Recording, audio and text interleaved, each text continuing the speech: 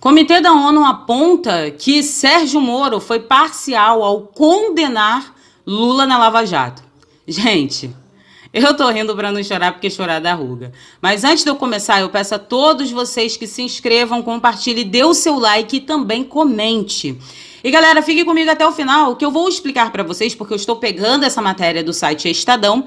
Eu vou explicar pra vocês toda a sequência que o Estadão trouxe pra gente e entender o que realmente aconteceu, né? Porque brasileiro que entende que o que aconteceu aqui no nosso território sabe que isso daqui é totalmente fora da realidade. Vamos começar por partes, né? Vamos tentar entender. O que seria parcial, né? O que o Comitê da ONU está querendo dizer com Sérgio Moro ser parcial? Seria, no caso, o seguinte: Sérgio Moro julgou Lula com paixão ou tomando partido.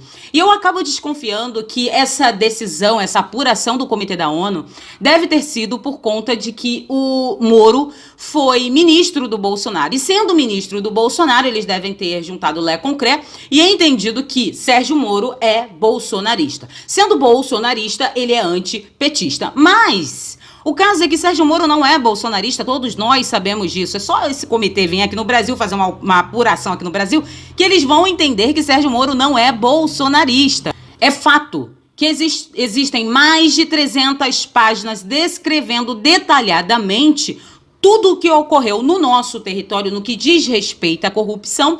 E por esse motivo, o Lula foi condenado na época. Além dessas 300 páginas, temos também vídeos de pessoas, né, políticos, donos de empresas, enfim, que acabaram contando não só para o juiz Sérgio Moro, na época juiz, né, mas também para todo o povo brasileiro, a corrupção existente no governo Lula. Uma das coisas que o povo brasileiro descobriu foi que o governo Lula enviava dinheiro dos nossos impostos para outros países. Países esses que não são muito favoráveis à democracia, se é que vocês me entendem. Então, diante dessa apuração desse comitê da ONU, então seria legal enviar dinheiro do povo brasileiro para outro país para construir portos, entre outras coisas? Seria legal também essa corrupção existente, né, essa corrupção sistêmica que houve entre governo e muitas empresas aqui no nosso país?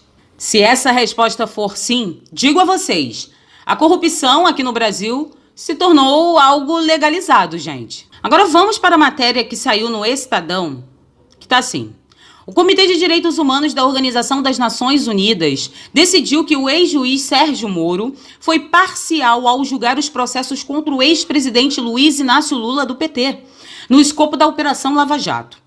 O órgão também entendeu que o petista teve seus direitos políticos violados ao ser impedido de participar das eleições presidenciais em 2018. Sendo que, em 2018, Luiz Inácio Lula era um condenado. Então quer dizer que no nosso país, no nosso território, uma pessoa condenada pode participar da vida política? Essa é a resposta ao povo brasileiro? Porque se esse comitê da ONU vir para o nosso país fazer uma pesquisa popular, eles vão ver que todos não, né? Mas a maioria dos brasileiros vê todas as atitudes do governo Lula, de Luiz Inácio Lula e seus companheiros como algo ilegal, né, como a corrupção e etc. Essa atitude de dizer que Luiz Inácio Lula teve seus direitos políticos violados em 2018, pois ele não participou das eleições, abre uma grande brecha para que outros condenados possam participar das eleições. Gente, eu lembro de um vídeo, isso já faz muito tempo, parece que o cara tinha participado das eleições e veio como candidato a vereador e tal, e ele ganhou a eleição. Só que o cara estava numa cadeia, ele tinha sido condenado, e mesmo assim, os policiais tiveram que pegar o bonito, levar lá para o local para ele receber, né, aquelas honras que fazem, tal, quando a pessoa vira um vereador, por exemplo. Então, assim, então, no nosso território brasileiro, a corrupção, pelo jeito, está sendo legalizada, o crime está compensando, e as pessoas que são condenadas, que quiserem participar de uma vida política, elas estão aptas, porque se não participarem, elas podem reclamar com o Comitê da ONU, e a ONU vai dizer que isso viola os direitos políticos dessa pessoa. Agora prestem bem atenção nessa outra parte da matéria do Estadão.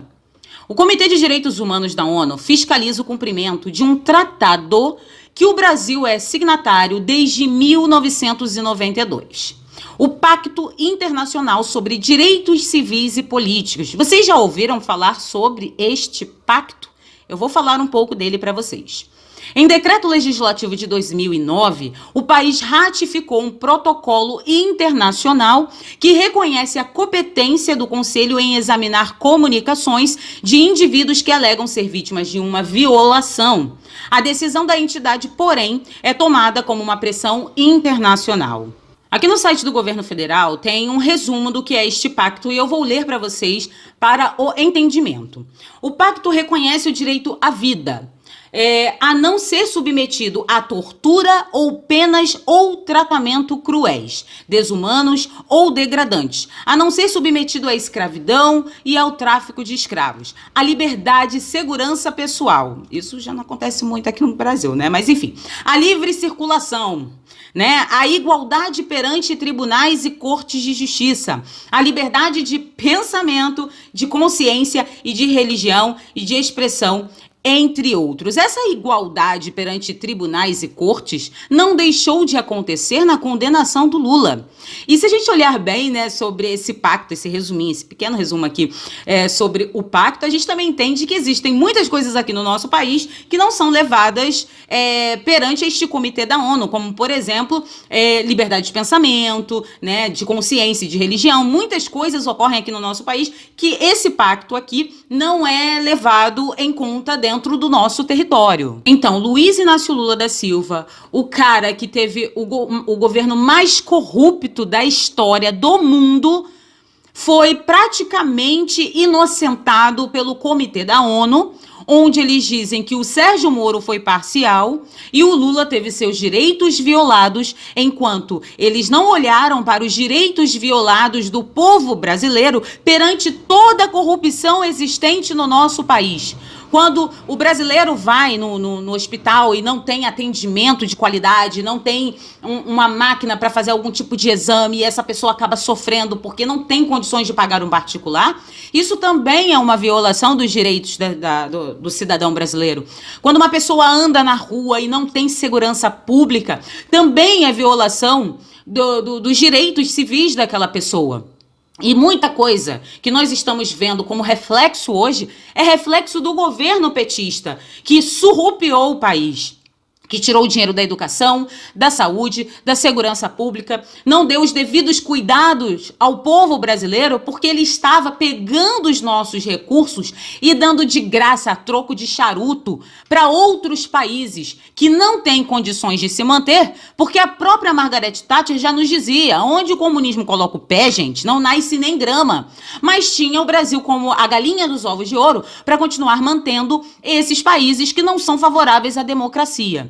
Então, assim, muitos direitos também foram violados a partir do momento que a corrupção se tornou principalmente sistêmica dentro do nosso território. E eu acredito que seria muito interessante o Comitê da ONU também começar a olhar para o lado do povo brasileiro. É só vir aqui no Brasil fazer uma pesquisa popular que vocês vão entender, o Comitê da ONU vai entender, que o povo brasileiro, sim, foi insatisfeito com o governo Lula, porque foi no governo dele que se fomentou muitas coisas negativas dentro do nosso país. A corrupção foi sistêmica, a educação foi negligenciada, a saúde foi negligenciada e hoje todos nós sofremos com todas as negligências de um governo totalmente desconectado do próprio território brasileiro. Eu espero que vocês tenham gostado. Se gostou, se inscreva, compartilhe, dê o seu like, coloque aí, tá, o seu comentário me dizendo o que vocês acham dessa apuração do Comitê da ONU, né, dos Direitos Humanos, que acabou dizendo que o Brasil violou os direitos do Lula. Então coloque aí nos comentários, eu quero saber a opinião de todos vocês.